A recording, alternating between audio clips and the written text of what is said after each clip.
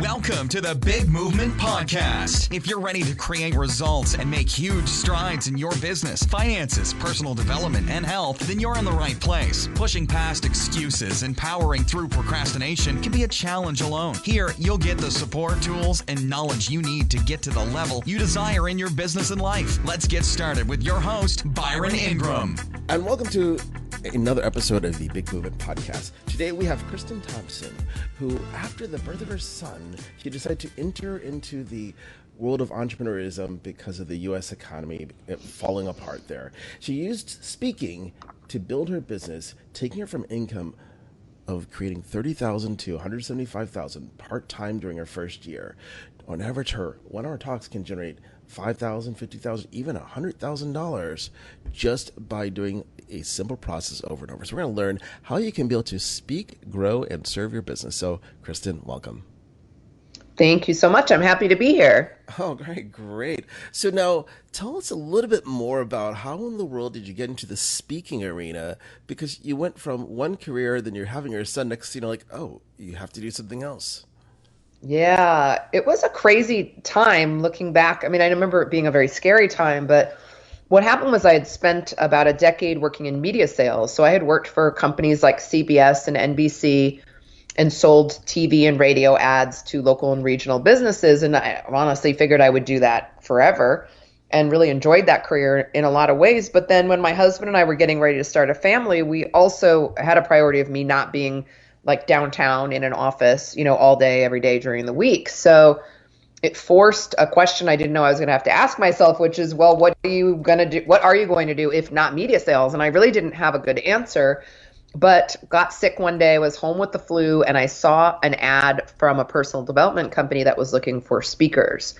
And while I had no experience speaking or selling to groups, like selling one-to-many, I had a lot of the other qualities they were looking for. Like, I had worked in fully commissioned sales. I didn't need somebody looking over my shoulder. I knew I could work from home. So that was sort of the stair step out of corporate America into entrepreneurialism, sort of. I was a contractor, basically an independent contractor. And that was where I first learned how to speak and sell. And then, as you mentioned, we did successfully get pregnant. We had a very, very high risk, high drama pregnancy. So we were getting tests and scans and all kinds of observation throughout my pregnancy. I was in the hospital for a little while before I gave birth. My son was in the neonatal intensive care unit. And by the time he was born, we had this huge stack of medical bills. We're now in 2008, turning to 2009. And the economy was like in this terrible downward spiral, if you remember, yes. If you're in the U.S. or those listening, if you followed what was going on here, it was just a complete catastrophe. And it was actually a really scary time. And here we are with this little baby at home. My husband got laid off and I was terrified. And I looked at what I had learned with the personal development company and I thought, what if I could combine, my knowledge of marketing and sales with this skill I've learned, which is speaking and selling, and kind of mash it up and finally just work for myself so that I could keep more of the money that I was generating. And that was kind of the thing that catapulted me accidentally into entrepreneurialism, which I now really love. But I think if you had asked me, 20 years ago, I would have said never, never, never. So it was a surprise to me, but a really beautiful surprise that allowed me to be at home. And I still work part-time and I still love running my business. And it's been a really great journey. And that's incredible that the economy, all these things came together to create that perfect opportunity for you to take that leap of faith. Because you think about it, if your husband wasn't laid off, you didn't have those medical bills, would you have taken that leap?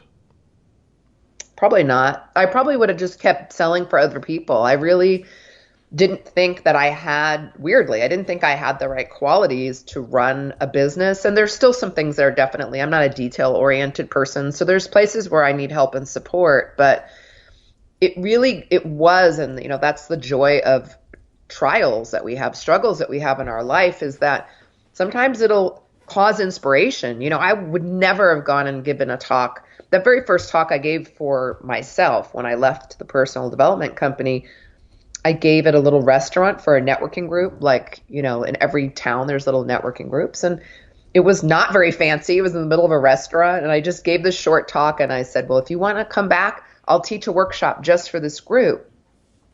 And if not, that's fine too. but you know, how many of you would like to come? It'll just be $97. We'll make it really easy. And there were 40 people that day at the meeting, and 30 of them said yes. And so I walked in broke, and I walked out with $3,000, and then I had to figure out how to lead a workshop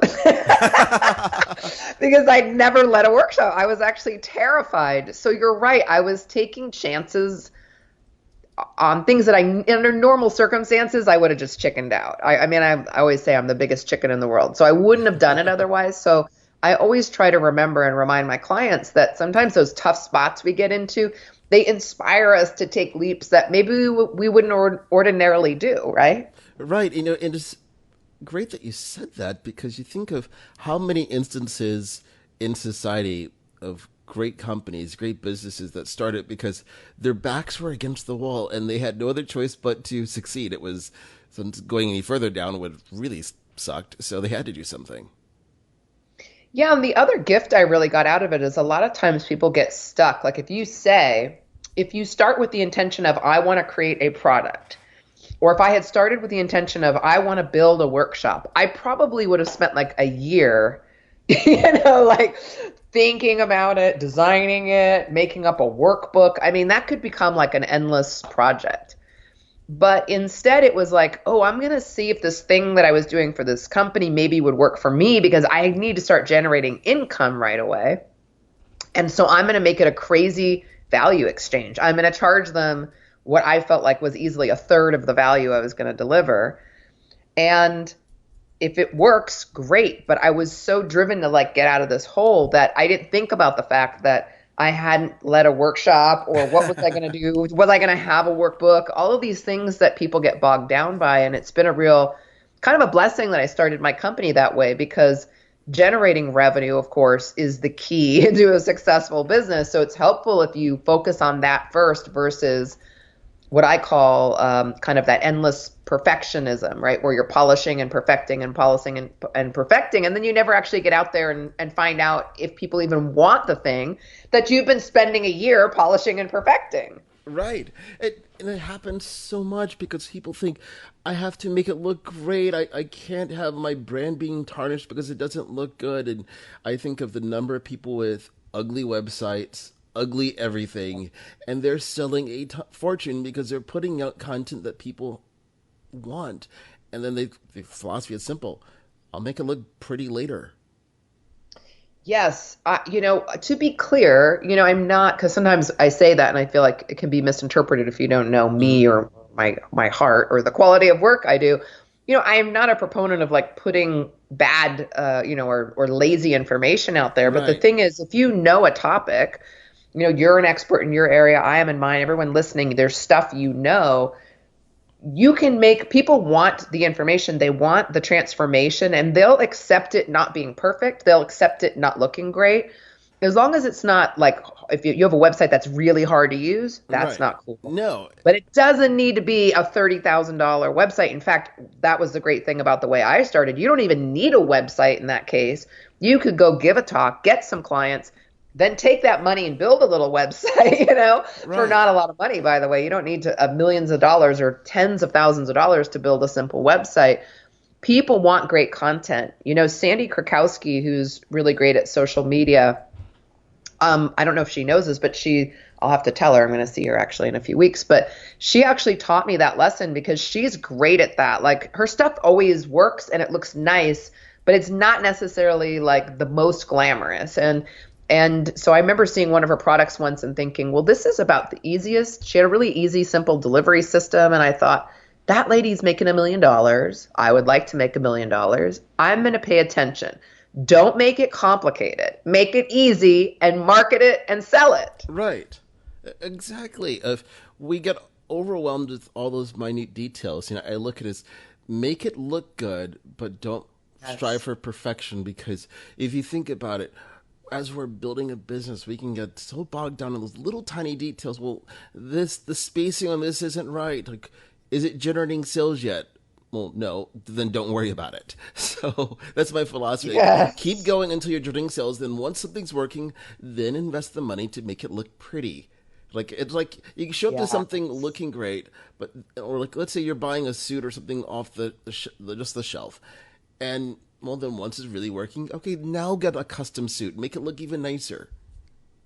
Yes. Then get the really cool tie, right? Then Right. maybe you add some shoes. You can, Right. I'm a really big fan of that. One of the things that we do here at Speak, Serve, Grow is look at people's brand personality. It's kind of the first part of the Rock Your Talk program is like, what is your personality and how can we begin to infuse that into your content and your business so that it stands out and also so that you're attracting clients that really get you, right?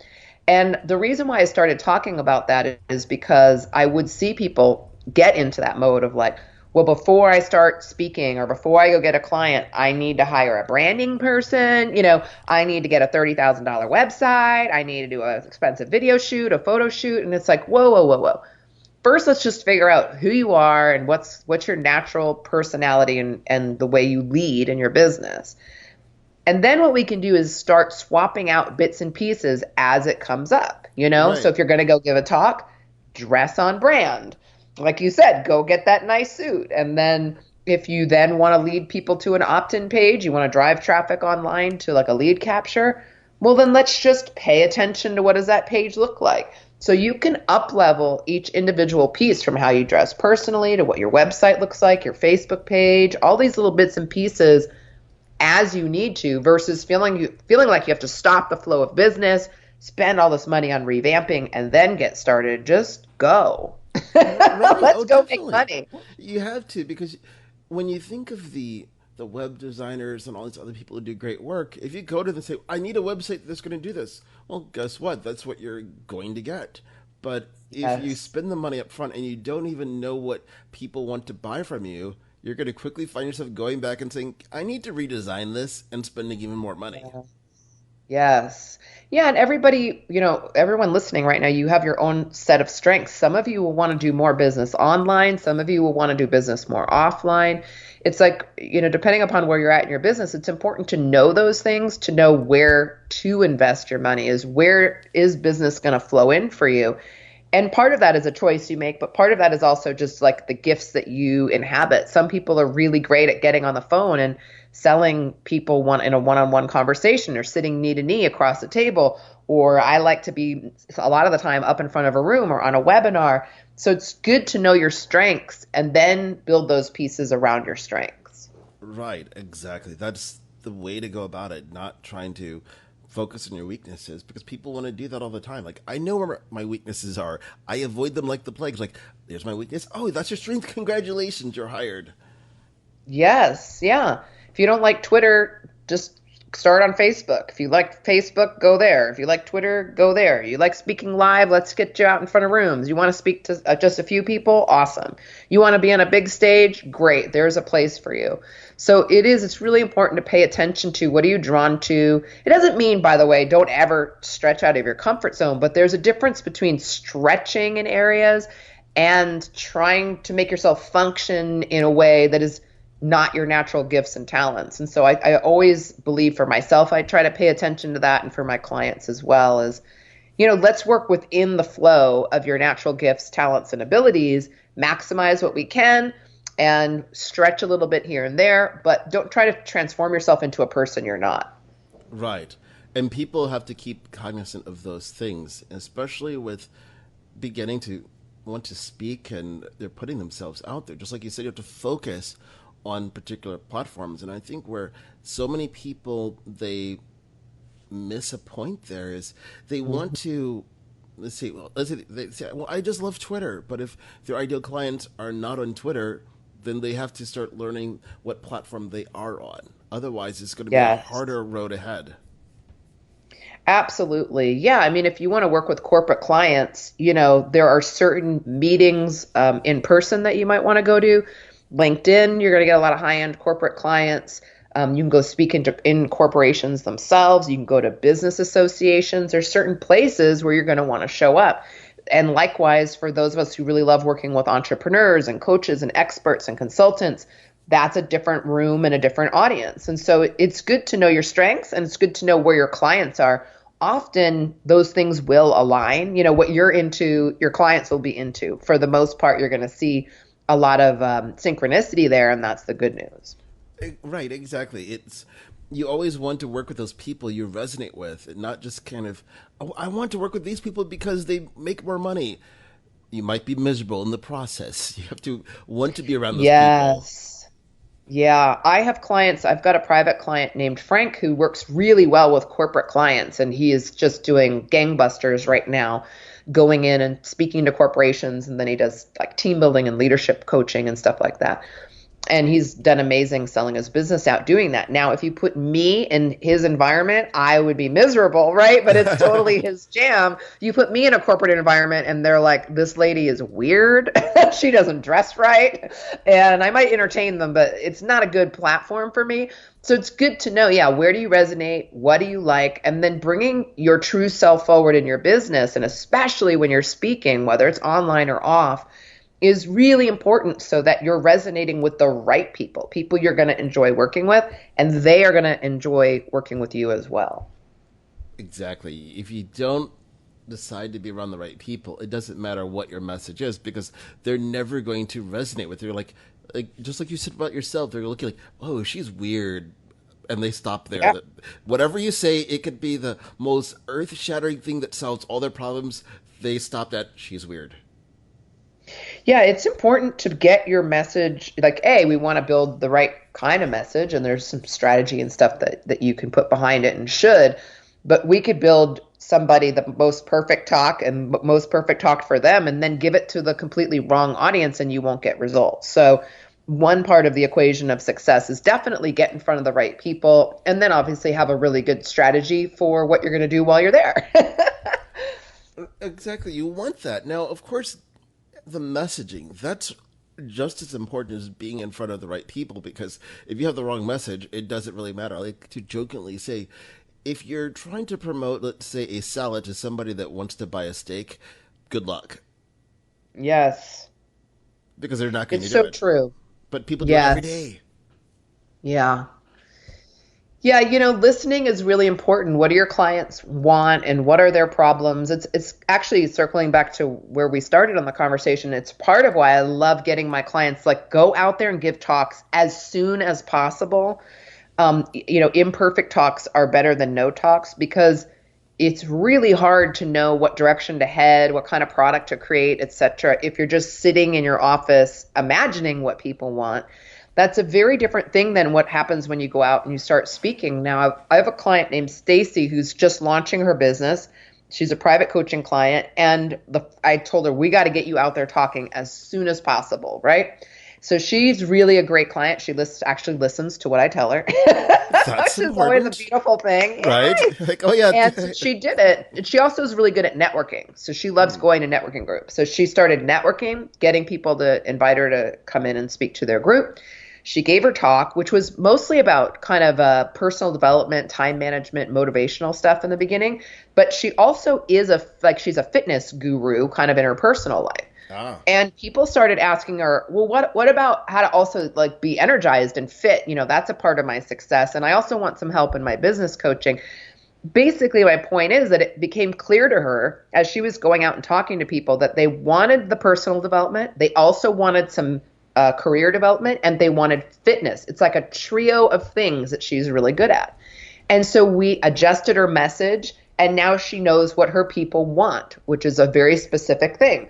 They want personal, business, and fitness. And now she's off to the races. But that feedback can only come to you if you're out interacting with people and sharing your message. It doesn't come in a vacuum of sitting in your office thinking about it. Does that make sense? Oh, totally. And I think that's where people sometimes get stuck, where they have a closed mindset. Like, this is what I'm talking about, that's it. Instead of being open to the possibilities of what people will begin asking. Just like in the case of your client there, they look like, wow, she's really in shape. Can you help me with that too? Because they want these things. Yeah, and I think it comes from a place of like, we all have a bit of this if we're human, which I definitely am, which is we want to not look silly, and we kind of want to figure things out before we do them as much as possible. But, a lot of life works out in that, like you kind of have to be in action for that clarity to come. So we can make some good guesstimates. I can definitely help people come up with a great system based on all the stuff they're good at. I generally know what the market's going to want. So between those two things, we can figure out your topic, we can map out a system, we can build a talk. But again, as quickly as possible, we want you out giving that talk to rooms big or small, doesn't matter. We want to get some feedback. And it doesn't mean that the market is leading you. It just means listen, be a good listener, see where the yeses are coming in and follow that flow. And that's a really important thing. And again, it's just like getting out as fast as possible to share your message and make offers is part of what will give you that confidence and clarity that you're heading in the right direction. Right, exactly. And of course, you mentioned something important about going to networking groups. And I think this is where people sometimes get stuck at, is they want to attend them instead of speaking at them. What's your thoughts on that? Yeah, great question. I would go back to like, what are your gifts and strengths? So personally, I found really quickly it is a way better use of my time and my gifts to be the person speaking at the front of the room. So I would rather be the speaker and get to speak to all 50 people or all 20 people at the meeting than sit at the table and network with the 5 people at my table. And so you'll see a huge impact on your business if you're willing to be the person who steps to the front of the room. And the really good news is that it's not that hard to get good enough to impress people. Meaning, you don't have to be Tony Robbins, especially in your local market. If you just put a little bit, if you invest a little time and money in learning just a few basic skills, you'll be shocked how quickly you will wow the socks off of your local market. You will become like the rock star just by putting a little energy into it.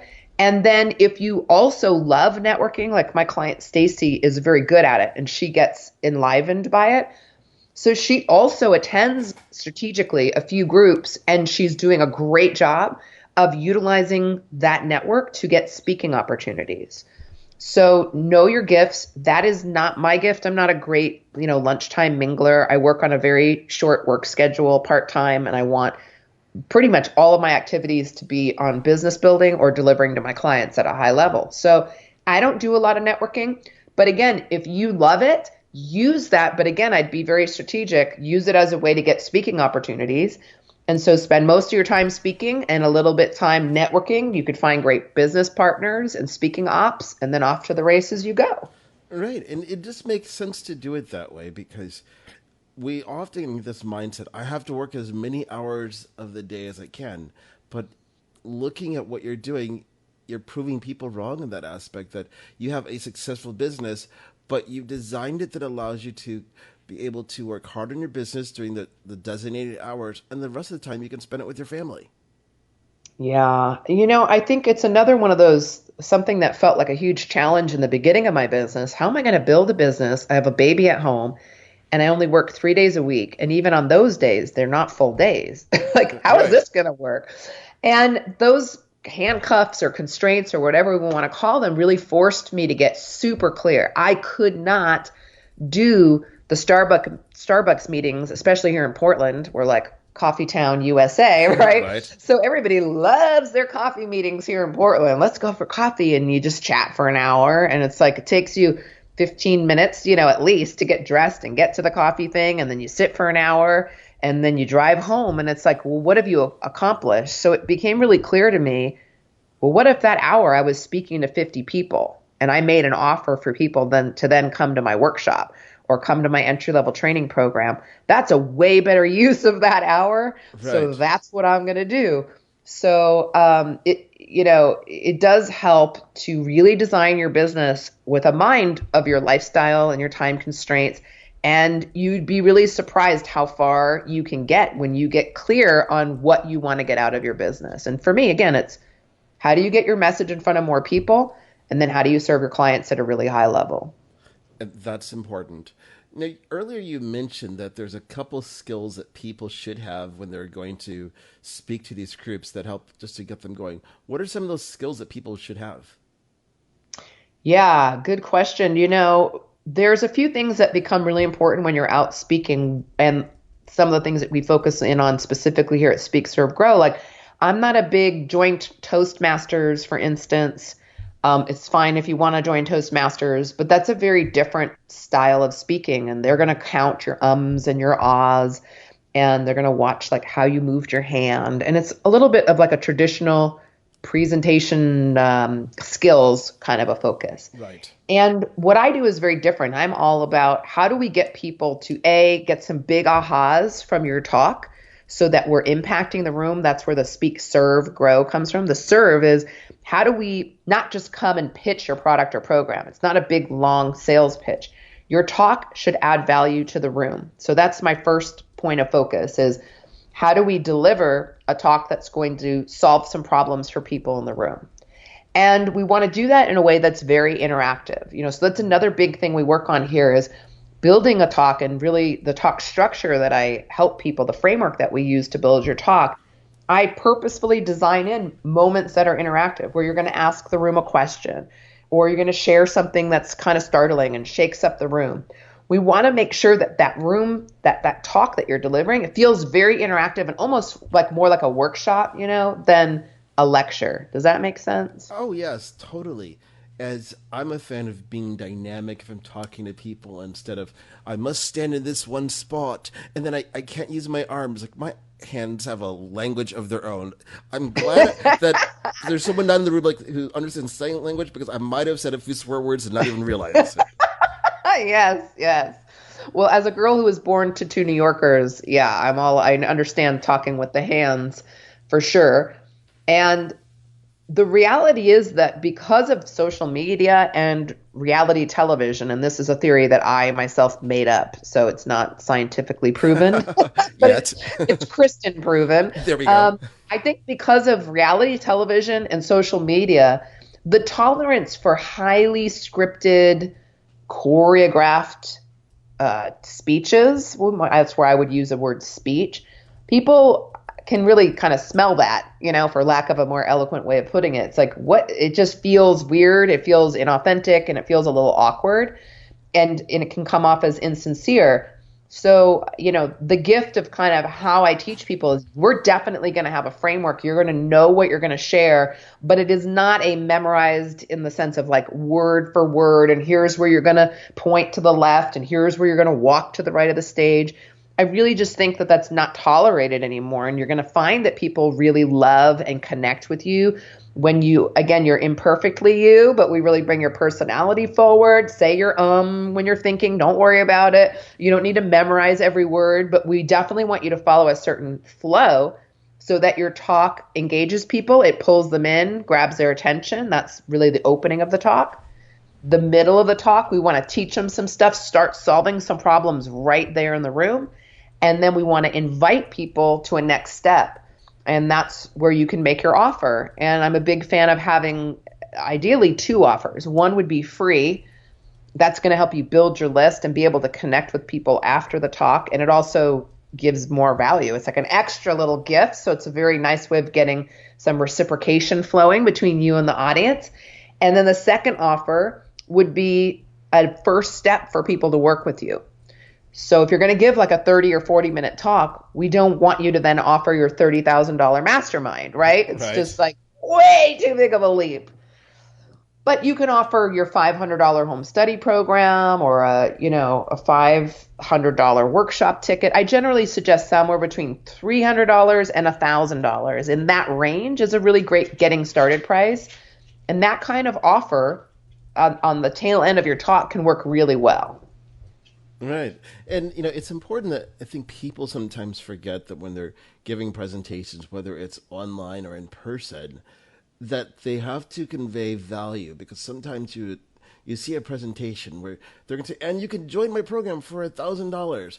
And then you think about the value they're given, like, you didn't even give me a value enough for a cup of coffee. Why are you asking for that? Yes. Yeah, I actually went once, you just reminded me, I went to a talk here in Portland when I was first starting speaking, and it was a guy who had been featured in The Secret. And when I saw he was coming to Portland, I said to my husband, I know this is like not your jam, but would you be my buddy and come with me to this talk and we'll go downtown, because I was just curious like what his process was. I figured he was going to make an offer. I thought I would learn something. And so we went to downtown Portland to see this guy speak. And he did his introduction, which was a very, what I would call kind of an old school introduction. It was like, here's who I am.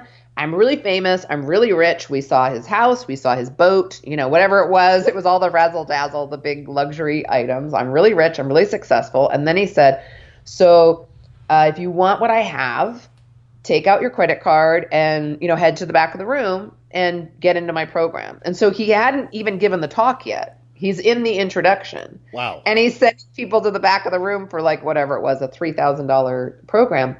It was one of the most insane things I've ever seen. And that man actually ended up going to jail for something different. But it kind of proved my point that that's maybe not the best way to do business. I'm sure he made a lot of money. I don't know that it's like that ethical to say, I'm rich, therefore give me your money. Right. I don't know that's a great value exchange. So yes, I love what you're saying, Byron, because giving great value, and it's one of the things that I've actually become fairly well known for, is giving talks that, people have thanked me, for instance, after giving a 1-hour talk at a 3-day event and said, wow, I kind of learned as much from your talk as I have from this whole weekend. And that's not to put down anybody's event that I've ever spoken at, because they've all been amazing. But the point is that people should learn some actionable content from your talk. Don't teach them everything you ever could, because that's going to be way too much content to pack into a little bit of time. But I'm not afraid of teaching real content in my talk so that people go, wow, that was awesome. What would it be like if I went and actually coached with her? That's what we want people thinking when they hear your message. Wow, that was a great tip, and it's something that's really easy to implement. Then when you say, great, well, join my program, and I'm also going to teach you this, this, and this, then they're going to be really excited to say yes. And that's what we want for you. Right. And I think something that people have to understand, like if you're going to have a product that's, let's say, at $500 of value, then in that talk, in whatever capacity, give more value than that. And so people think like, well, shoot, if there's that much value, it becomes a no-brainer to say yes to the offer. Yes, exactly. Yeah, I'm a big fan. When I help somebody build a talk, it's like we're looking for teaching nuggets. I always say we want to look for the simplest things you can teach that will have the greatest impact, meaning if you're giving a 30-minute talk, you don't want to go into a deep dive of a very heavy, complicated, detailed-oriented training. It's going to be difficult for me to understand. I probably can't implement it like right then and there or like exactly when I leave the room. So that would not be a good tip. It would likely make your audience feel a little overwhelmed. Right. And maybe even intimidated to like actually hire you. They're like, I can't even figure out this first step. So what I like to do when we're building your talk is say, well, let's come up with like those 3 or 4 tips, hopefully based on your signature system, which we've helped you develop, but then say, what's the easiest thing for somebody to get in your room, like that they could either understand right then and there or implement like as soon as they leave the room? That's the easiest for them to do. The biggest impact, the biggest wow factor, that's the easiest for them to do. Then they're like, holy cow, that thing that Byron just said, I'm going to go do that on my website. I can get this done in 30 seconds. Sounds awesome. And then they're really excited to get into your program because they know they're going to be successful and that the stuff you teach has real impact. Right. One of my favorite things to do in terms of giving a presentation, especially because so many people have a smartphone, if I'm talking about marketing, show them something that they can see in front of their eyes so it's no longer just, I'm saying this, you just did this. Mm-hmm. And so there's the social proof right there. So now you're already positioning them like, oh, that one little thing worked. And they're becoming engaged to whatever you're going to say next. So you're making them hungry, like, I want more and more and more. Like, that's right, I'm salting all the chips in front of you, so you're going to become really thirsty, and I am the water kingpin, and you're going to buy. Nice, yes. I love it. And it's just changing the philosophy of it. And I look at it this way. In terms of things to put out there, there's so much information that's on YouTube. We have to get over this concept of, well, I can't share everything. Like if someone just took enough time, they could find most things out there on YouTube. It's just going to be a matter of knowing what to look for. But it's positioning you as the trusted person so that way, one, they're not going to have to shift through hours and hours of content on YouTube, and then you're helping them implement it properly. Yeah. Well, you bring up a really important point, which is that, you know, your talk and really any of your marketing materials or even the programs you teach, whether it's a workshop or an online program, it doesn't matter, the platform, it's not just about what you share, because you're right. We can all find information. I've like self-diagnosed and healed myself of medical conditions. A little bit of Google. It's like, oh, I just need to eat some pumpkin seeds and I'm Yeah, gonna be paging fine. Dr. I mean, like Google. yeah, you can learn all kinds of cool stuff. So yes, like the part of the value is we can streamline content for people. I'm known for making things really simple and easy to understand. I always say that's the gift of maybe not being the smartest person in the room. is I know how to simplify things, right? So we can simplify things, we can streamline things. And then the other part is also just like that you can keep people on track and moving forward. So your ability to help people actually implement the information and move it forward versus just understand it in their head. And then the other thing is the feeling that you give people. That's a big thing that we look at when we build talks for people, is that's that personality piece that we were talking about earlier, is, put your personality into it, put a feeling on top of your content, because it's not just about disseminating information. It's about hopefully encouraging people, inspiring them, championing them, challenging them, whatever your vibe is. Have a feeling in there, because that's part of the value of your community and in your tribe, is how you make people feel, and then what that does for whatever your thing is, their relationship, their fitness, their finance, their business. Right.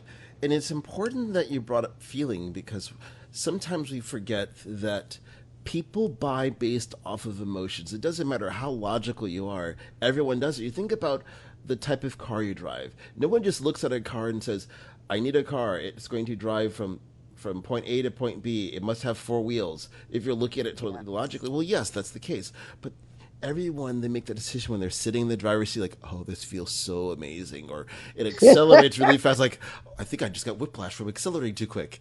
Those are the things that people buy from, not just like, well, I think it will get me from point A to point B. If that was the case, we'd all be driving beer cans on wheels. That's right. We'd all have the same car, but we don't. Some people want their car to be tough and rugged, and some people want their car to be sleek and fast, and some people want room for their dogs and their kids. And those all have kind of different feelings and different vibes to them.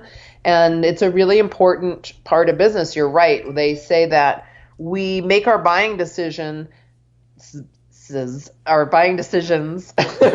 on feelings backed up by facts. Exactly. So it is important, tell people the who, what, where, why, when, the ROI factor, whatever the benefits are. But remember that those are things that are just backing up this feeling that you've given the person that they can, whatever the thing is, lose weight, finally retire, move and travel around the world and be home-free wanderer who's an entrepreneur, without a home. Whatever that vibe is, that's the thing that gets people excited to say yes.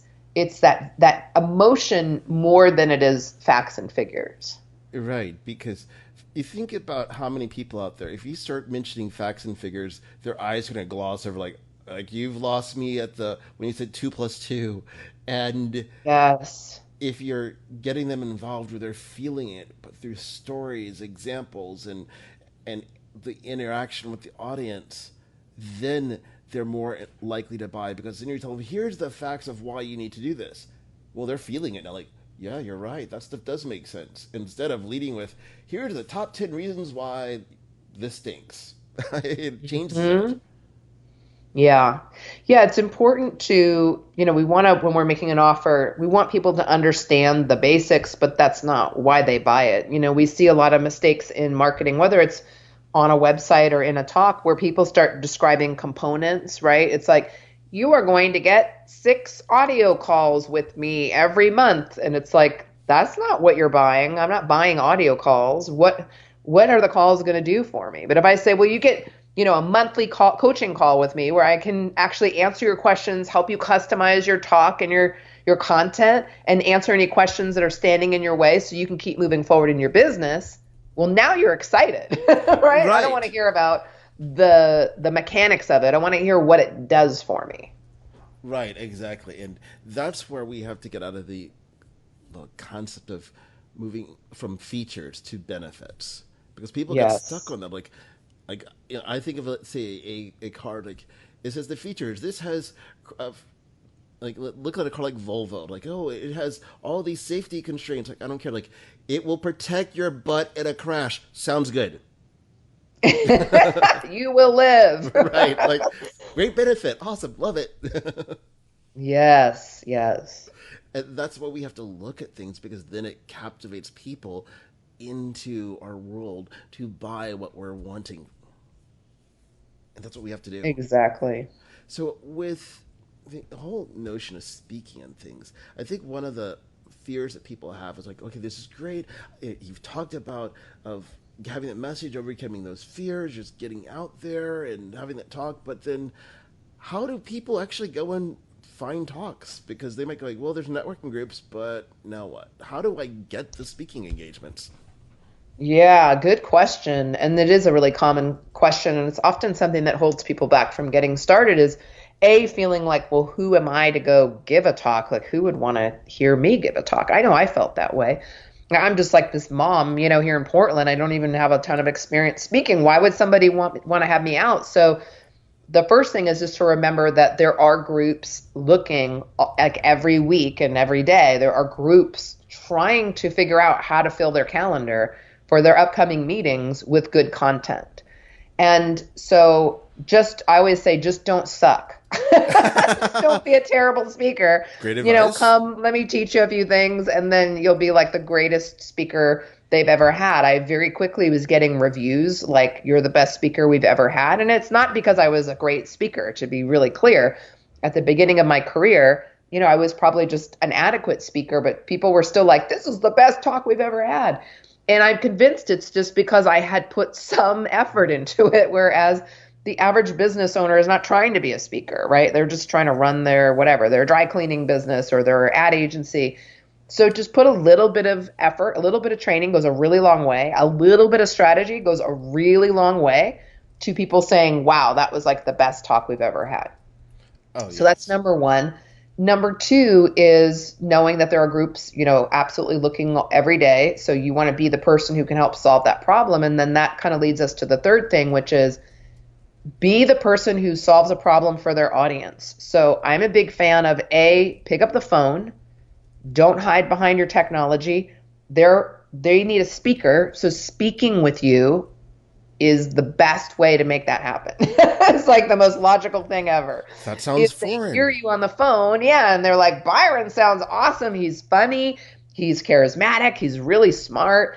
Like that. This sounds like it'll be a great talk. So one of the best ways to get people to feel confident about inviting you in is just to be friendly and to sound like you kind of know your topic when you're on the phone with them. That's like the easiest transfer of skills, I guess you might say, right? Versus an email, which is going to get lost in the shuffle, and they can't hear your voice and they can't hear your enthusiasm for the topic or for their audience. So picking up the phone solves that problem. And then sort of the quick thing that I can share in the podcast is just make that conversation all about that group. You could even ask them questions. Well, tell me a little bit about your group. I've got this program that I think might be a great fit. I'm a big fan of calling my talk a program because that's really what I think it is, like an introductory program. So I've got this great program. The great news is it's free, and I'm sharing it with lots of different groups in the area over the next few months. It might be a good fit for your group, but I want to just kind of explore that with you. If you're interested, can you tell me a little bit about who attends your meetings and do they struggle with any of these problems? Bring up the problems that you saw. Okay, great. Well, I put together this complimentary program. It's about 45 minutes long, and it's going to teach them this, this, this, and this. You share some of the bullets of the benefits that your talk is going to give them. Those are those tangible takeaways that you're going to teach. And now you're having a conversation that, by the way, notice we're not talking about you or, whoever it is making the phone call. It's me. We're not talking about me. I'm not talking about my business experience. I'm not even talking about my speaking experience. I am totally focusing the conversation on you've got this group, you meet regularly. How do I help you have an awesome meeting on any open date in your upcoming calendar? Let's figure it out and I will make it happen for you. That is a great way to get booked. That's amazing because it's so simple that anybody can do it. Just leverage social media, ask for those introductions, say, hey, I'd love a quick chat with you, and then pick up the phone. Yes, you're right. It's absolutely, I'm a huge fan of you can use Twitter, you can use Facebook, LinkedIn, whatever platforms you're on for that initial connect. A lot of people like to complain nowadays because there's not always a phone number available for somebody. But I have rarely found somebody I can't meet or chat with on social media.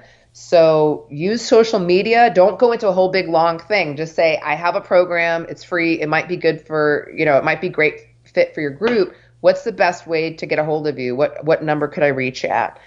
And anytime you're asking to add value to somebody, to give them something for free, they're much more likely to actually want to talk to you. That's a very different ask than I'm going to try to sell you something. You're not selling them something. You're actually offering to give them something. So it's a very different focus. It's really easy to do. Anyone can do it.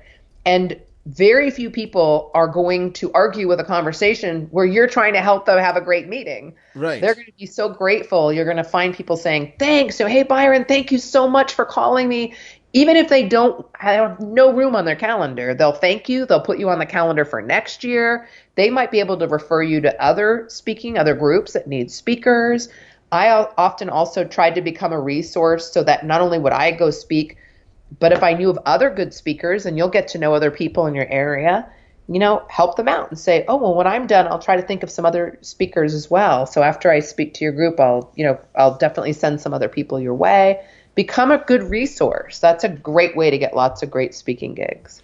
Oh, definitely. And here's another thing that people can do. If you can't find someone's phone number and you engage with them, let's say on Messenger on Facebook, Messenger has the ability, especially on the mobile app, to call someone via Messenger. So you could just call them that way. Yes. Yeah, absolutely. It's not that hard. I mean, I think a lot of times because we're a little nervous sometimes about reaching out, we kind of make up roadblocks in our head. But when you offer to add value, people are so likely to say yes. I have a lot of people reach out to me on a regular basis and ask me 4 things. Will you promote my program? Will you, send an email out to promote my blah, blah, blah? And I just can't, I'm not against promoting people, but I just can't do that for everybody, right? Right. So not that long ago, a guy reached out to me and he said, I've been watching you. I love what you're doing. And I was wondering if I did a list building activity, if I did like a giveaway or something, and you were featured on it, you were one of the featured people, we could add people to your list through the giveaway. And then I was going to funnel all the people that we get from the giveaway to your offer of your Start Me Up Club, and you can make that offer, and then we'll just do like a little bit of a commission share. So he basically had created this entire giveaway to sell my product or program. And I had never had anybody reach out and make an offer like that. I'd never heard of this person. Probably no one else has heard of him. No offense to him, but he's just getting started in his business, right? But instead of coming to me and saying, give me something, he said, I want to create this thing. It's going to feature you. Yes, it's going to build my list, but it's also going to build your list. And then we're going to sell your program, and I'll get a little bit of commission, but you'll get to sell your program. So he's doing all the heavy lifting. Right. I was like, this is so brilliant. It totally worked. I've never heard of the guy. And I was like, yeah, I will totally do that because you are being awesome. Right. Right. So remember, just be awesome to people. Focus on how to help them.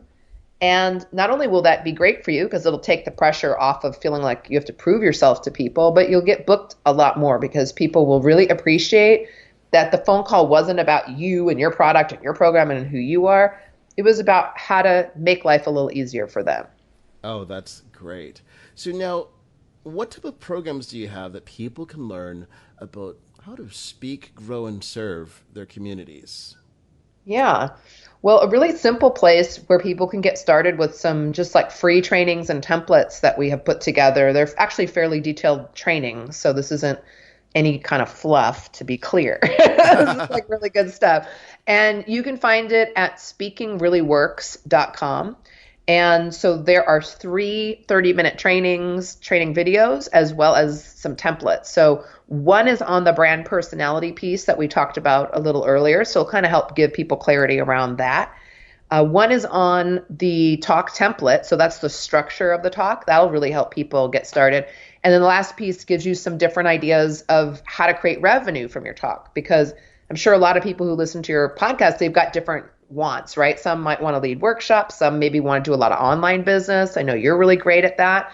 So looking at the revenue paths will give people different ideas on how ATOP could funnel into their business regardless of what their focus is. Oh, that's excellent. So what's one thing that people should be doing today so they can start speaking and making an impact? Well, I think I would just say decide that your number one role and goal this year is to get your message in front of more people. And if that's your decision, then getting into a one-to-many conversation or platform with people is really important. And so I'm a really big fan. Do that online and off, but it comes with that decision that you're worthy and that people need your message, and they do. I promise you, if you have a call on your heart to teach social media or weight loss or business or finance or whatever the thing is that your gift is, if you have that gift and ability, then there are people out there right now, they need to hear the message, and they need to hear the message through you.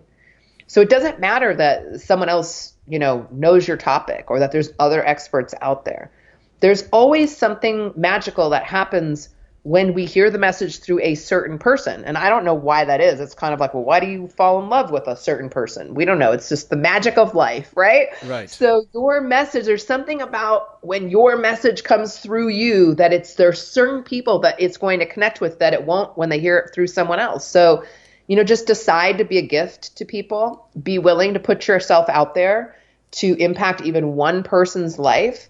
And you will end up growing your business as a consequence. And so that is what I say. Make that decision. Oh, that's excellent. People have to do that because unless you put yourself out there, it doesn't matter. You can have all this potential, but until people know it, it's just potential. It's not action.